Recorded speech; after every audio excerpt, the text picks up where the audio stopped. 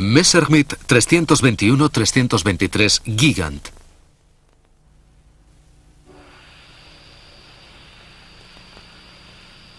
Este es el Antonov 124, una máquina verdaderamente enorme con una mastodóntica bodega de carga. Este transporte gigante soviético es una maravilla de la ingeniería moderna. Pero los comienzos de los aviones de fuselaje ancho se remontan a los primeros días de la Segunda Guerra Mundial, cuando los ejércitos de Hitler se preparaban para atacar a Inglaterra. Con su morro articulado para carga frontal y un tren de aterrizaje que flexiona acercando la bodega al suelo para facilitar la introducción de mercancías, el 124 es el transporte ideal para grandes cargas.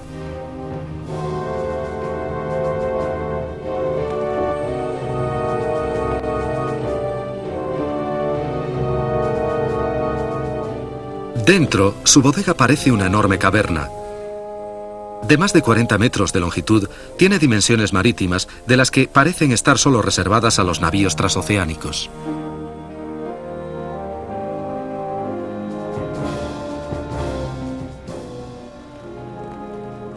Esta gigantesca máquina puede transportar más de 115 toneladas de carga a cualquier lugar de la Tierra.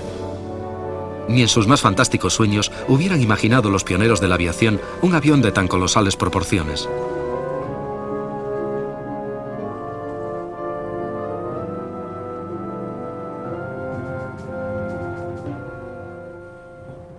La tripulación de 6 hombres del Antonov toma con naturalidad su trabajo, pero el camino hasta este momento ha sido largo y difícil y se remonta a un tiempo lejano, a una época de increíbles progresos entre gran sufrimiento.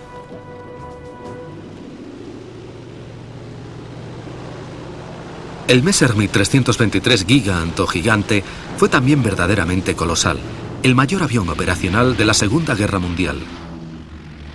Este hexamotor fue inicialmente concebido como un planeador enorme, pero además de ello, sirvió en muchos frentes como el caballo percherón del grupo de transporte de la Luftwaffe. Originalmente concebido para la invasión de Inglaterra, el Gigant fue la clave de un tipo de guerra completamente nuevo, una guerra basada en la movilidad de las tropas.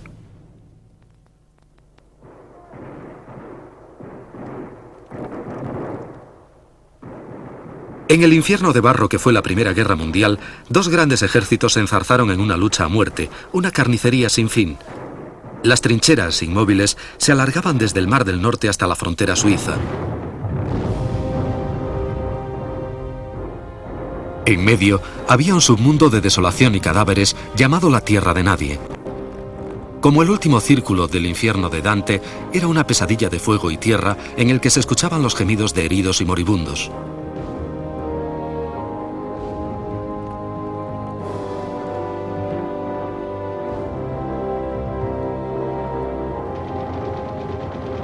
Sin espacio ni capacidad para maniobrar, los hombres estaban atrapados en una tormenta de fuego, que como un sacrificio ritual se repetía todos los días. Después de 4 sangrientos años, la línea del frente se había movido solo unos cuantos metros en algunos lugares.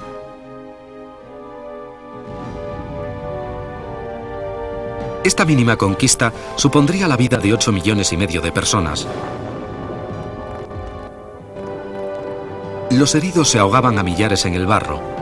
Cadáveres en putrefacción se amontonaban en las trincheras durante meses enteros.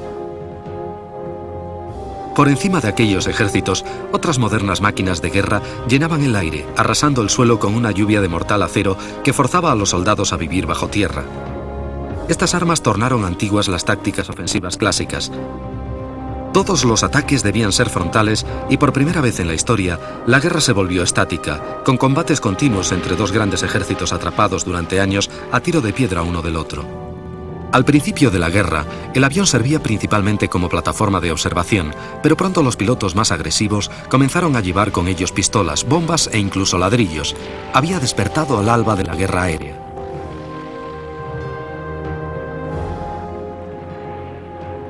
Con el tiempo, la producción de aviones aumentó cuando los estrategas comenzaron a darse cuenta de las capacidades ofensivas de la nueva arma. Pero en la mayoría de los casos, su papel estaba limitado a la lucha entre cazas sobre las trincheras.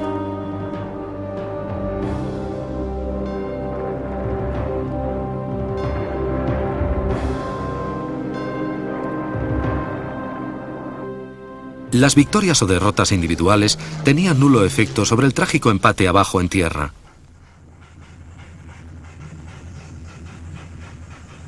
La enorme cantidad de suministros necesarios para los grandes ejércitos en el frente eran transportados todavía por medios clásicos. Desde los almacenes principales, caravanas de camiones y vagones se dirigían continuamente hacia el frente. Poca o ninguna consideración se prestaba al avión como transporte de hombres y material. Los taxis de París transportaron miles de soldados franceses al combate para detener el avance inicial alemán. La idea de transportar mercancías o soldados por el aire no fue realmente llevada a cabo hasta la Guerra de España, en que trimotores Junkers 52 establecieron el primer puente aéreo de la historia, transportando regulares desde las guarniciones de Marruecos hasta la península. Sorprendentemente, las raíces de este concepto se encuentran ya a finales de 1800 en la Alemania de Otto Lilienthal, el cual desarrolló el primer planeador tripulado de la historia de la aviación. En los años que siguieron a la Primera Guerra Mundial, el viejo romance de Alemania con el vuelo a vela se convirtió en pasión.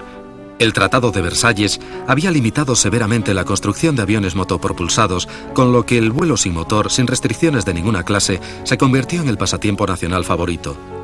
En la Prusia Oriental, entre los años 20 y los 30, diseñadores de inventiva se lanzaron pacíficamente al aire y llegaron a ser héroes nacionales en este deporte. Acortando la distancia entre aviones con y sin motor, existía un pequeño número de veleros motorizados, tal como el Max de Arthur Martin, provisto de un motor de 15 caballos y 2 cilindros, refrigerado por aire. Estas extravagancias fueron pocas, pero establecieron un importante precedente en los años venideros. Fue un periodo de inquietudes e innovación. Los híbridos fueron muchos y variados, algunos como este Canard eran bastante heterodoxos para su época. Los más importantes veleros europeos se encontraban en los años 20 en las suaves laderas de la Wasserkuppe, en lo alto de las montañas del Rin, en la Alemania central. Cientos de personas acudían a contemplar cómo aquellas máquinas artesanas se elevaban por el aire. Aquella placentera atmósfera daba a los espectadores la distracción que necesitaban para olvidar la tormenta que envolvía a Alemania. Más importante todavía, los jóvenes diseñadores y los futuros pilotos aprendieron las artes que pronto utilizaría la nueva Alemania. Erich Sommer, piloto de la Luftwaffe del Tercer Reich, recuerda aquellos días. En 1933 establecí mi primer contacto con el vuelo. Fue en un planeador. Comencé con el viejo Tergin. Era un trasto horrible. Se elevaba solo unos 5 metros y después caías enseguida. Lo hacíamos despegar con sandos. Un sando es una cuerda de goma como un tirachinas. 10 personas tiraban de él y otras lo retenían por la cola hasta que lo soltaban los de delante. Entonces despegabas, volabas unos 50 metros y después aterrizabas. Descendía muy deprisa, demasiado. Solo podías bajar, no podías coger una térmica con él. Sí, solo podías planear desde una posición elevada y aterrizar después. Esa era toda la enseñanza que recibías.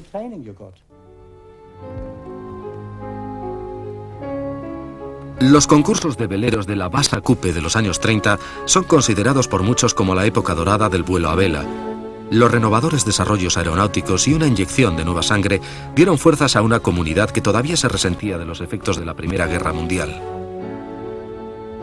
Una nueva ciencia resurgía de las cenizas del conflicto mundial. Aquí, en las montañas del Rin, las modernas teorías aerodinámicas eran puestas a prueba con entusiasmo por medio de máquinas sencillas, fáciles de reparar.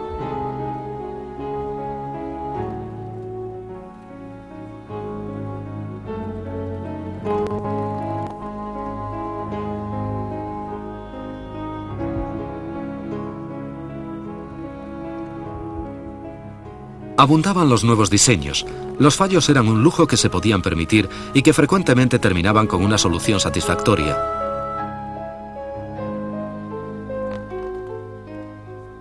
Las lecciones aprendidas facilitaban el progreso.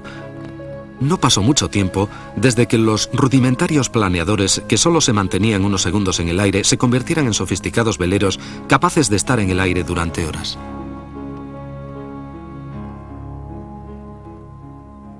Los trabajos que se llevaron a cabo aquí tuvieron un profundo efecto en el futuro de la aviación.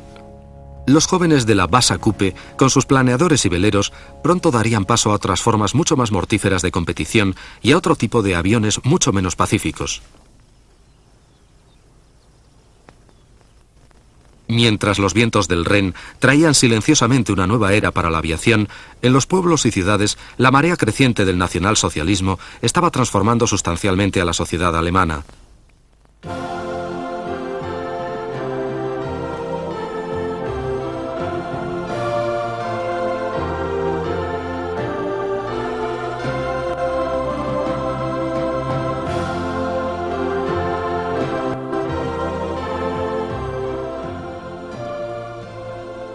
Ya nada volvería a ser igual.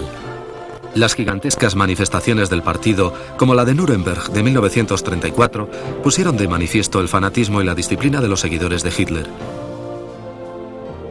El alemán medio anhelaba recuperar su orgullo perdido. Estos espectáculos de masas les dieron un sentimiento de fuerza y unidad. Hitler era un maestro de la manipulación y estas manifestaciones llegaron a tener connotaciones religiosas. Los nuevos alemanes le adoraban como a un dios. Sus ejércitos habían sido diezmados y su economía estaba en ruinas. En un momento dado, el dólar se llegó a cotizar a la inverosímil cifra de 4.000 millones de marcos. Pero las cosas iban a cambiar.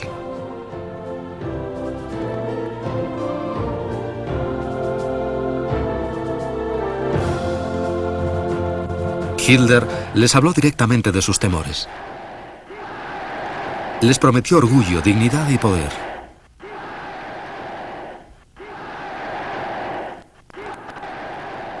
Y los alemanes le correspondieron adorándole. El ansia de poder era algo que el Führer sentía demasiado bien. Por eso, el rearme alemán fue el primer paso. Los concursos patrocinados por el gobierno impulsaron una generación de guerreros del aire. Para hacer que resucitase la Fuerza Aérea Alemana, la que se llamó Luftwaffe, el velero y sus fieles seguidores fueron el punto de partida ideal para comenzar de nuevo. Los diseños engendrados en las pacíficas montañas del Ren se convirtieron en mortíferas armas de guerra. La investigación llevada a cabo allí daría lugar a los futuros aviones alemanes, desde el pequeño avión cohete Comet hasta el grandioso 321, el planeador gigante.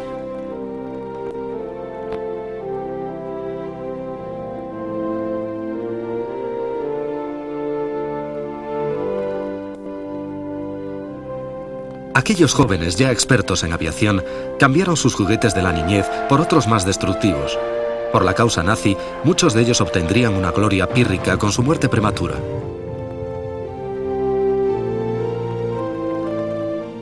En 1935, Hitler ya había denunciado abiertamente el Tratado de Versalles, y mientras el resto del mundo contemplaba en silenciosa protesta, Alemania se rearmaba.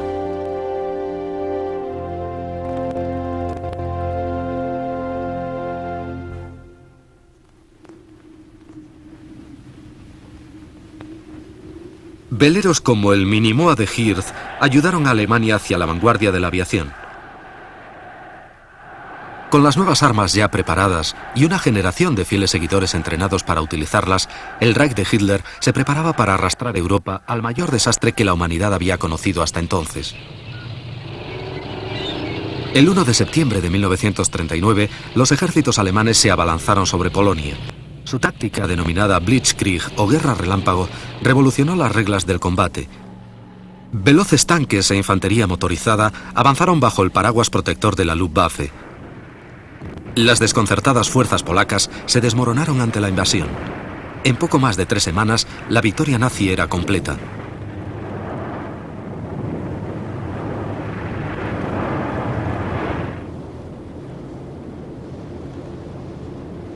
En el oeste, Francia se preparaba contra el ataque alemán, reforzando su supuestamente inexpugnable línea Maginot. Era una reencarnación sublimada de aquellas trincheras de la Primera Guerra Mundial. Con una longitud de 150 kilómetros, estaba blindada con hormigón y se tardó 7 años en construirla. La línea Maginot estaba repleta de cañones de grueso calibre. Los franceses movilizaron 5 millones de hombres y los situaron a lo largo de ella. Viviendo a 30 metros bajo tierra, cada guarnición de 1.200 soldados disfrutaba de buena alimentación e incluso plantaban rosas para combatir su principal enemigo, el aburrimiento. Cuando llegó el momento de la batalla, aquello fue sencillamente una repetición del pasado. Los estrategas alemanes habían aprendido mucho de los paracaidistas soviéticos durante el asalto a Finlandia. Era una técnica que había despertado la imaginación del Führer y se ajustaba perfectamente a la movilidad requerida por la guerra relámpago.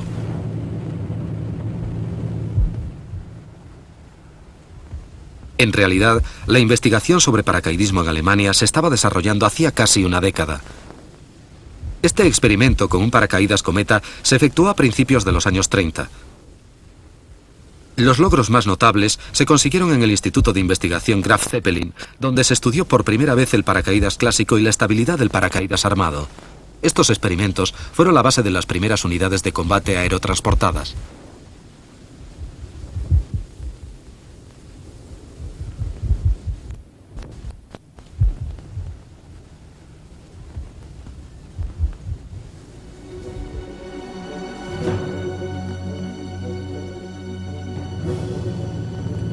Hacia finales de los 30, los paracaidistas, con un alto grado de preparación, gracias a un entrenamiento exhaustivo, eran fundamentales en el ataque nazi a la Europa occidental.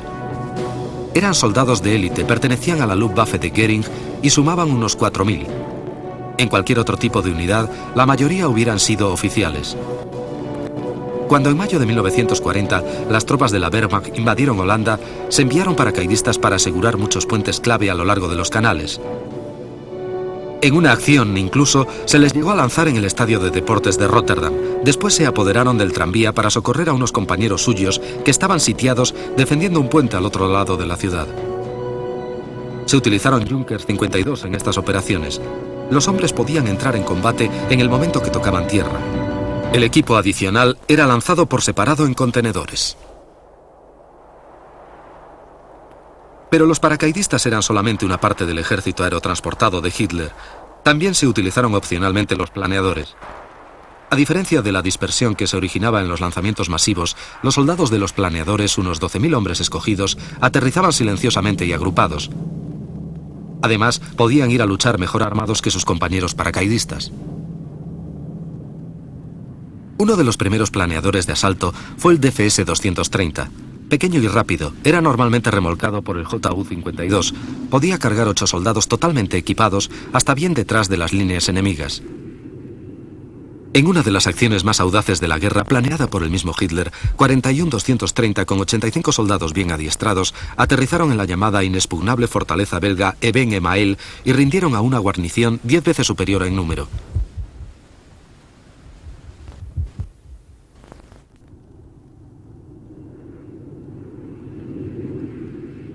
El DFS-230 había logrado lo imposible, pero era muy pequeño y muy pronto la Luftwaffe, en busca de objetivos mayores, puso en operación un planeador de asalto mucho más grande.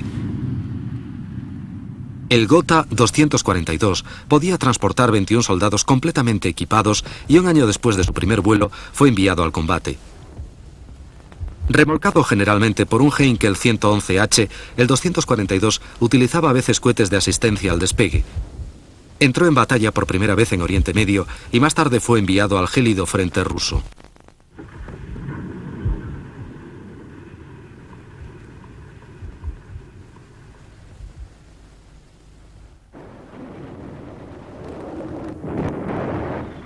Las fortalezas como Eben-Emael sucumbieron pronto a los soldados transportados por planeadores cuyos pilotos habían aprendido su oficio años atrás en las montañas del Rem. Un aviador entrenado, soltado a 20 kilómetros del objetivo, podía volar silenciosamente y aterrizar con su mortífera carga en un círculo de 40 metros de diámetro. Tanto Eben-Emael como las fortificaciones de la línea Maginot demostraron ser monumentos a la ignorancia de estrategas que aún vivían en el siglo pasado. Una nueva clase de guerra mucho más fluida, con armas de nuevo cuño y tácticas que incluían al planeador de asalto, las habían dejado anticuadas en unas pocas semanas. La victoria que se le había escapado de las manos a Alemania durante 4 años en la pasada guerra era al fin suya.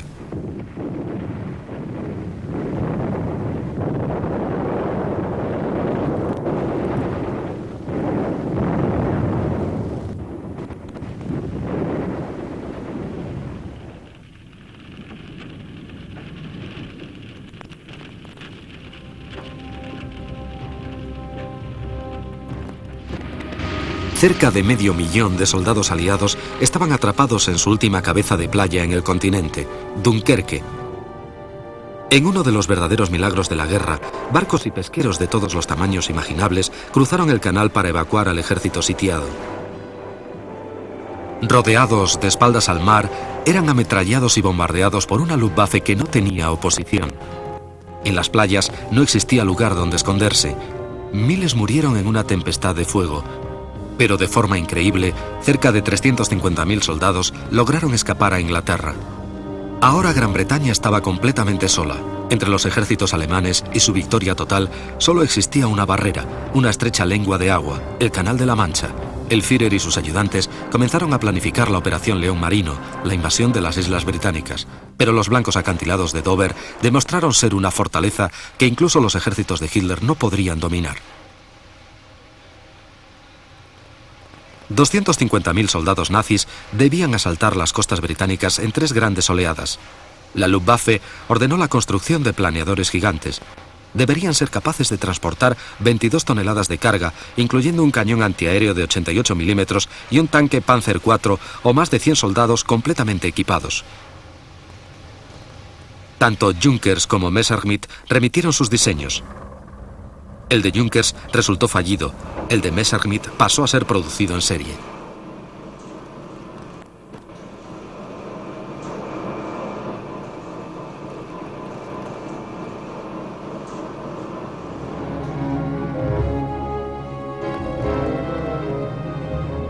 Gran Bretaña también se preparaba para defenderse.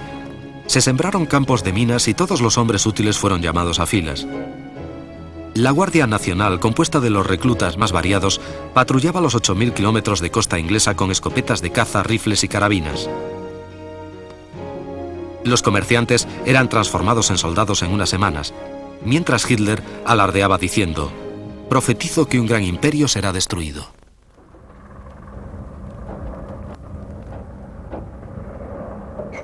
Una herramienta esencial para tal destrucción debía ser el ME-321, el superplaneador Gigant de Messerschmitt. Salió del hangar por primera vez en febrero de 1941. Sus alas medían 55 metros y el fuselaje tenía más de 28 metros de largo. Incluso hoy en día es el segundo planeador más grande de la historia. Era colosal desde cualquier punto de vista. Las compuertas de carga situadas en el morro se abrían como una almeja gigante, facilitando el acceso sin restricciones a una bodega de 2 pisos. Soldados, tanques y cualquier tipo de material era embarcado por medio de escaleras y rampas. El equipo más pesado, como los blindados, motos, etc., era alojado en el piso de abajo más resistente. Normalmente los mismos soldados embarcaban la carga manualmente, ya que no tenían tornos o cables de arrastre. El enorme planeador podía acomodar incluso piezas de artillería ligera. A plena carga, pesaba cerca de 44 toneladas y se deslizaba a 140 kilómetros por hora. Los soldados ascendían por medio de escaleras al segundo piso. El tren de aterrizaje era sencillo, un pesado carro lanzable de 2 ruedas para el despegue y un conjunto de 4 patines para el aterrizaje. La cabina estaba situada encima del morro, delante de los planos. Era increíblemente pequeña para un avión tan grande. Los controles, para un solo tripulante, eran manuales. Construido con tubos metálicos, madera y lona, era un gigante bastante delicado. Pero para la Operación León Marino bastaba con volar con éxito una sola vez.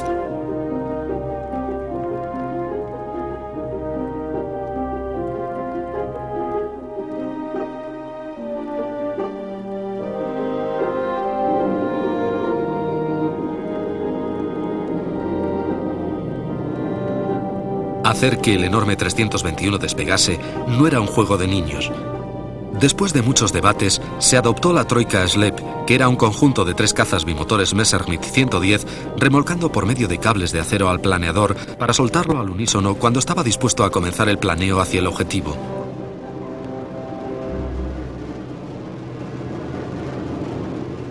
Los despegues eran con mucho la parte más peligrosa de la misión.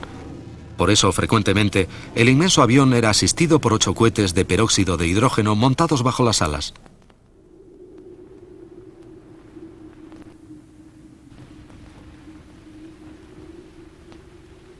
El ME-321 era también remolcado por el Junkers 90 o por el extraño pentamotor de Heinkel, el Zwilling o Gemelos. Aunque el fuselaje resultaba ligero y en muchos aspectos delicado, era también resistente. Durante el remolque podía alcanzar velocidades de hasta 210 km por hora con toda seguridad. Pero también necesitaba un vuelo tranquilo sobre el canal rumbo a las Islas Británicas. Solo así podría llevar su carga letal al suelo británico para desencadenar la batalla final.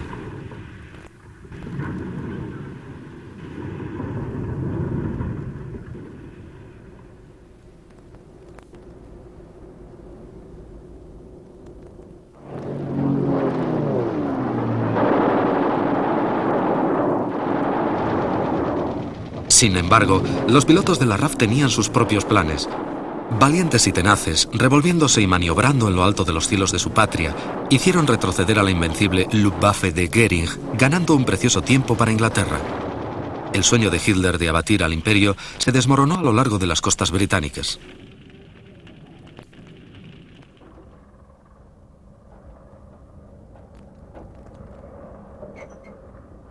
Con la batalla de Inglaterra se desvaneció el mito de invencibilidad de la Luftwaffe. En cielos ahora hostiles, el lento y vulnerable planeador gigante debía ser mejorado.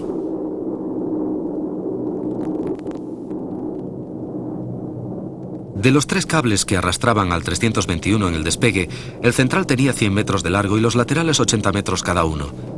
En el momento oportuno, debían ser soltados al unísono. Los fallos podían ser fatales. Incluso en condiciones ideales, el control que los pilotos tenían sobre sus 110 era marginal.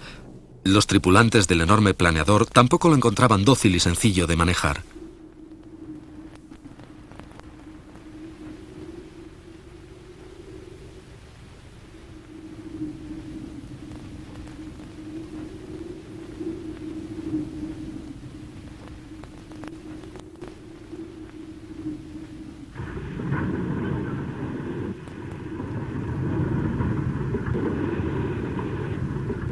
Los aterrizajes no eran muy difíciles, incluso con los patines fijos del avión.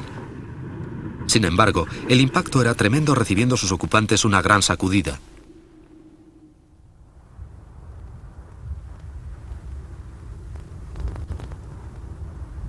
El carro de despegue lanzable del 321 consistía en un conjunto de 4 ruedas que pesaba casi 2 toneladas. Incluía 2 ruedas principales y 2 delanteras orientables para dirigirlo. Los despegues eran asistidos por cohetes denominados Rato. Colgados de unos soportes especiales debajo de cada ala, eran encendidos cuando el avión despegaba. Cada uno aportaba al Gigant más de 500 kilos de empuje. Duraban unos 30 segundos y lograban el despegue en un recorrido inferior a 1200 metros. Una vez consumidos se dejaban caer. Cada uno estaba provisto de un paracaídas de recuperación para que pudiera ser reutilizado.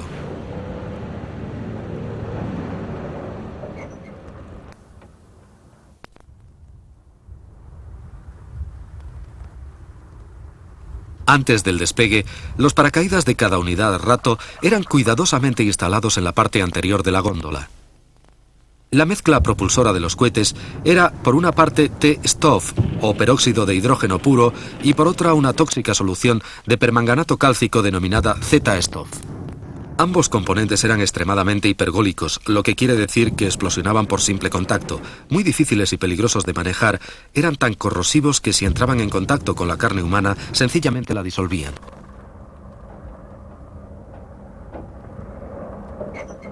Se tomaban precauciones especiales, incluyendo monos de goma que protegían todo el cuerpo cuando se recargaban los Rato.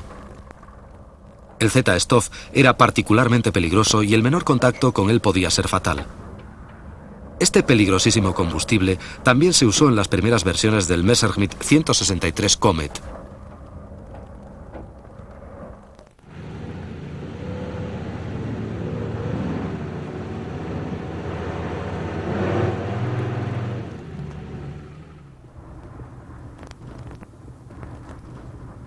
Una unidad Rato típica está siendo instalada debajo de un bombardero Heinkel 111, sujeta por soportes fijos bajo el ala.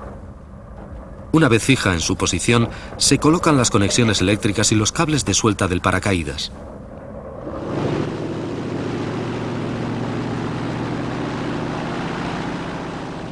Primeramente, el piloto debe adquirir la velocidad suficiente para que los timones actúen, pues en caso de que los cohetes no funcionaran al unísono, aún podría controlar el avión mediante los mandos de vuelo. Después, las unidades Rato eran activadas mediante un interruptor en la cabina.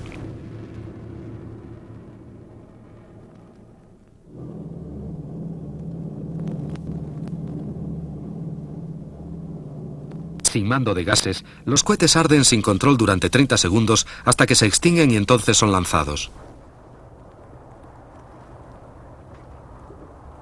La volatilidad de estas mezclas líquidas hicieron volver la mirada hacia los combustibles sólidos por su mayor seguridad. En muchas ocasiones, aviones propulsados por combustibles líquidos explosionaron en la pista sin causa aparente. Las pérdidas por estos accidentes fueron mayores frecuentemente que las sufridas en combate. Las pruebas iniciales del combustible sólido Basak 61 fueron llevadas a cabo sobre un planeador DFS-230 modificado. Dos pequeños cohetes Smithing 109 fueron montados debajo de sus alas suministrando 150 kilos de empuje durante 25 segundos, suficiente para que el DFS-230 despegase sin ninguna otra ayuda.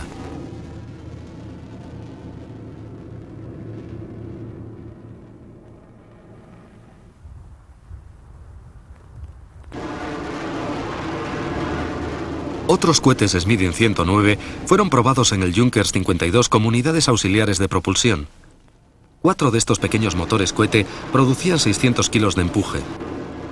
Reducían la carrera de despegue a la mitad, pero hacían vibrar de una manera increíble al avión, fatigando la estructura.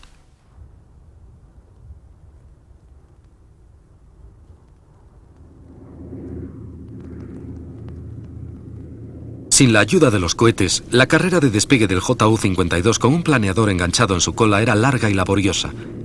El fallo de un solo motor en el momento de irse al aire ocasionaría el rápido y trágico final de la misión.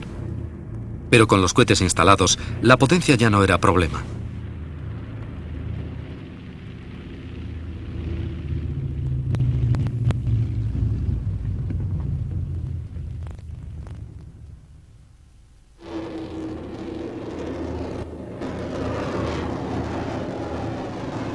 Con los 4 Smithing montados detrás de los motores de los planos, el viejo carguero, incluso remolcando un planeador, saltaba literalmente del suelo y ascendía con rapidez. Aunque uno de los cohetes fallara, las ventajas que esta clase de ayuda representaba compensaba los inconvenientes.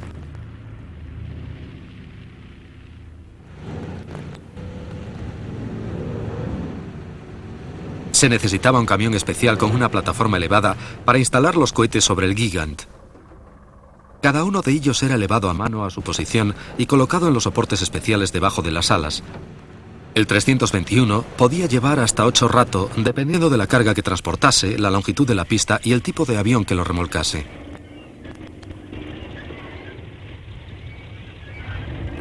El Gigant podía acomodar cargas mayores y más voluminosas que cualquier avión de transporte aliado. Más adelante, durante la guerra, incluso transportaría tanques ligeros a las heladas estepas del frente oriental. Se introducían por sí mismos mediante rampas. La bodega de carga era asombrosamente grande para un planeador que provenía de los antiguos y pequeños veleros que surcaban las montañas del Ren hacía solo 10 años.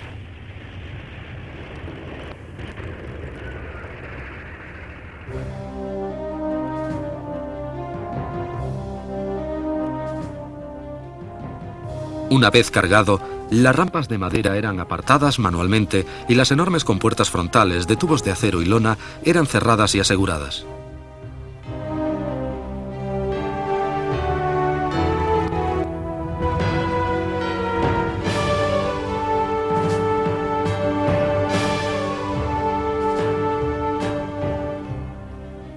El ME-321 sobre su carro de despegue era cuidadosamente enganchado a los 3 aviones remolque. En esta ocasión, 3 Messerschmitt 110 actúan como troika SLEP. Esta era la forma más usual de hacer que despegase el planeador operativo más grande del mundo, pero estaba bastante lejos de ser la más segura.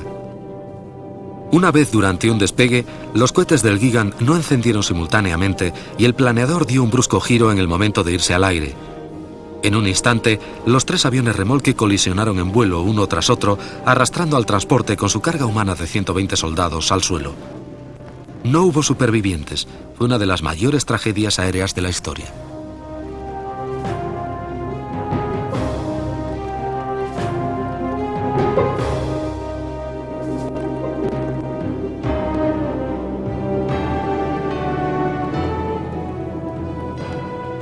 Los éxitos o fracasos del procedimiento de remolque Troika-Slep dependían en su totalidad de una operación sin errores y en la sincronización de los 3 aviones remolcadores. El fallo de uno de los motores de un 110 era tolerable, pero si algo más ocurría, todo podía acabar en catástrofe casi con plena seguridad. El control y la sustentación del Gigant eran marginales durante el despegue e incluso en vuelo de crucero. Este gran avión dejaba poco espacio para la equivocación. A diferencia de los veleros deportivos de antaño en los que los errores eran los peldaños hacia el desarrollo, el Gigant exigía máxima precisión de los hombres que lo tripulaban.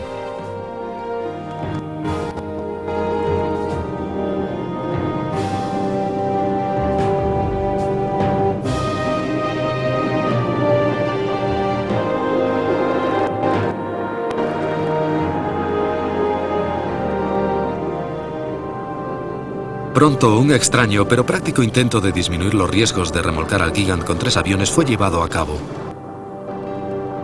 Basándose en una sugerencia casual del as de la Luftwaffe Ernst Udet, la compañía Heinkel unió 2 bombarderos HE-111 por las alas.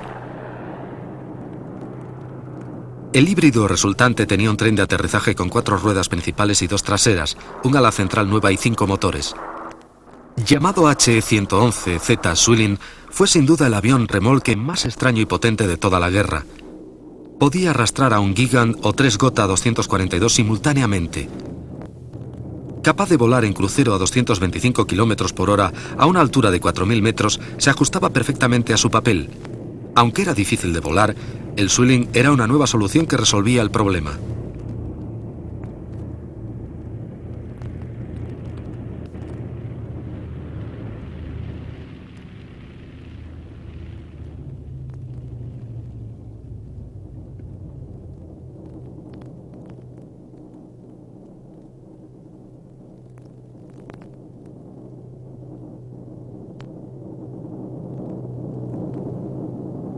Extraño desde cualquier ángulo, hoy en día continúa siendo uno de los más sorprendentes aviones que haya volado jamás.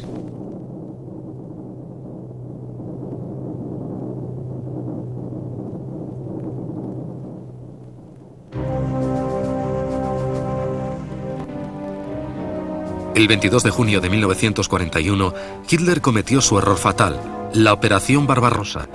3 millones de soldados alemanes invadieron la Unión Soviética. El Führer anunció: esta es una guerra de exterminio. Con armas como este cañón ferroviario gigante que podía lanzar obuses 115 kilómetros dentro del territorio ruso, la apocalíptica invasión de la Unión Soviética había comenzado. En las inmensas y gélidas estepas rusas, los suministros eran fundamentales. No obstante, pronto la guerra se convirtió en una batalla de desgaste y en su lucha en el frente oriental, los ejércitos alemanes eran abastecidos por el Junkers 52 Tante Yu, la tía Yu. Este sencillo y antiguo avión era la mula de carga que repartía víveres y equipo por todos los rincones del frente. Pero aun siendo el tía Yu tan robusto como era, no podía llevar cargas muy voluminosas. El JU-90 fue puesto también en servicio, pero no podía compararse con la sólida fiabilidad del JU-52. Originalmente diseñado como avión de línea de 40 plazas para la Lufthansa, este cuatrimotor enteramente metálico sirvió posterior y brevemente en la Luftwaffe hasta 1943, fecha en que fue sustituido por otro avión aún mayor, el Junkers 290. Pero tampoco este se podía comparar a su viejo antecesor.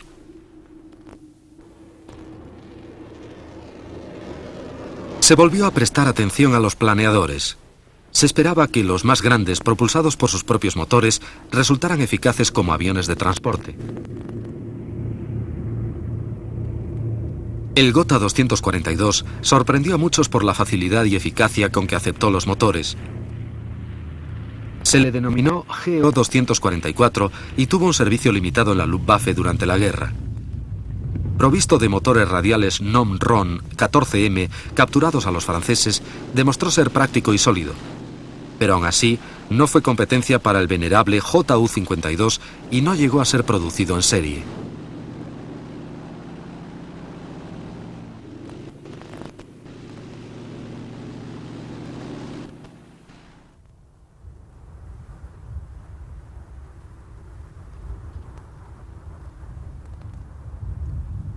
El Gigant, sin embargo, con su enorme bodega y su gran capacidad de carga, era exactamente lo que la Luftwaffe necesitaba.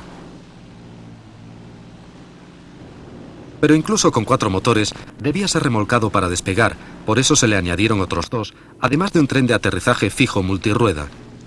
Situado en los costados del fuselaje, este tren de aterrizaje era una maravilla de la ingeniería. Con él podía carretear sobre las zanjas y piedras de aquellas pistas sin preparación.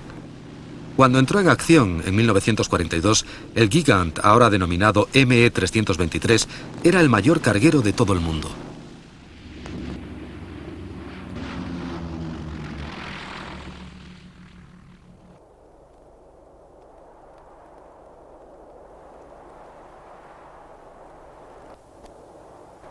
Pero en las duras condiciones del frente oriental, el enorme explaneador seguía siendo una mole vulnerable a los ataques de los aviones enemigos.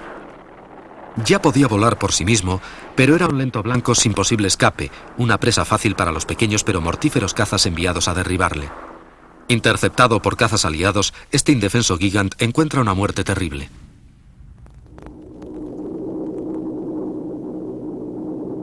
Por este motivo, fue armado con 4 torretas con cañones de 20 milímetros montadas en el extradós de las alas y se instalaron puestos de ametralladoras a lo largo del fuselaje. Aunque seguía siendo una presa fácil, al menos sus artilleros hicieron que los aviadores aliados se lo pensaran 2 veces.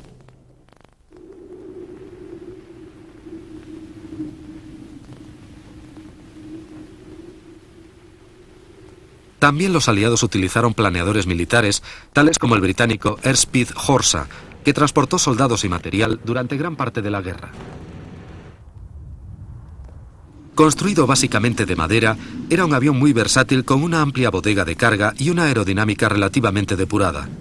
Como el Gigant, era remolcado hasta la zona de suelta por un avión.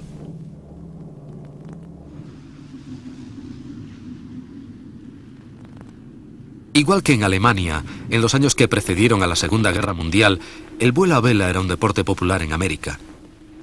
Una manera relativamente económica de que la clase media gozara de las emociones del vuelo.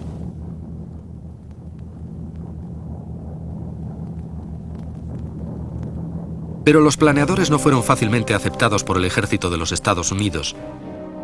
Los militares americanos no confiaban en sus capacidades. A pesar de todo, un planeador construido por Waco llegó a entrar en servicio.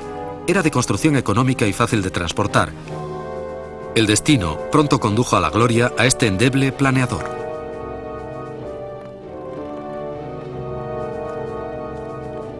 En las últimas horas de la víspera del día D, el 5 de junio de 1944, cerca de 20.000 soldados aerotransportados americanos y británicos se preparaban para cruzar el Canal de la Mancha.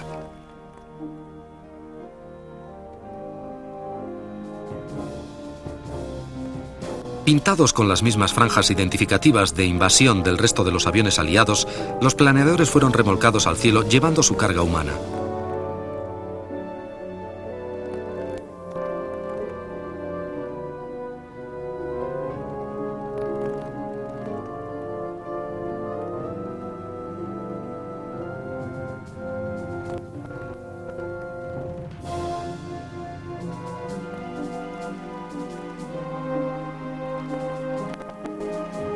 Después de la suelta, los planeadores se dirigían a los objetivos asignados. Cada aviador metía a su avión en un fuerte picado, haciendo que la tierra se acercara rápidamente. Los hombres iban muy apretados, con los brazos entrecruzados, esperando el momento del impacto en la Francia ocupada por los alemanes. El mariscal jefe de la aviación británica, Leigh Mallory, describió los aterrizajes de precisión de sus pilotos como la mayor obra de arte de pilotaje de la guerra.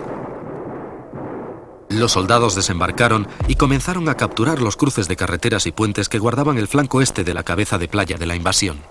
Muchos no lo consiguieron. Al aterrizar, se estrellaron en la oscuridad de los abruptos campos que encontraron.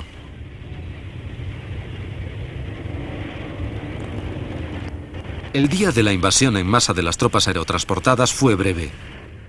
Los planeadores eran muy lentos, tanto si llevaban hombres como si llevaban material, para volar en un cielo lleno de fuego antiaéreo y de rápidos cazas enemigos.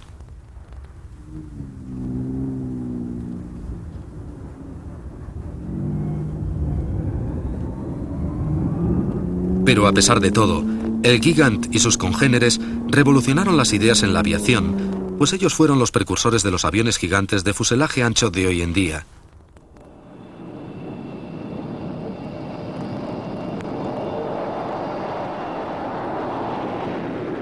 Grandes aeronaves actuales como el C-5 Galaxy recogen el trabajo de aquellos ingenieros alemanes que en un momento de gran agitación lucharon para perfeccionar el avión más grande de su época. Nacido de los pequeños veleros que surcaron las serenas montañas de Alemania, no sobrevive ninguno de esos gigantes hoy en día. Surgieron en una época de caos en un mundo desaparecido hace ya mucho. Pero sus herederos están volando todos los días. Un Gigant de los cielos actuales, el Galaxy, se encuentra entre los mayores aviones que existen, realizando un sueño que comenzó en las laderas de Europa hace ya más de medio siglo.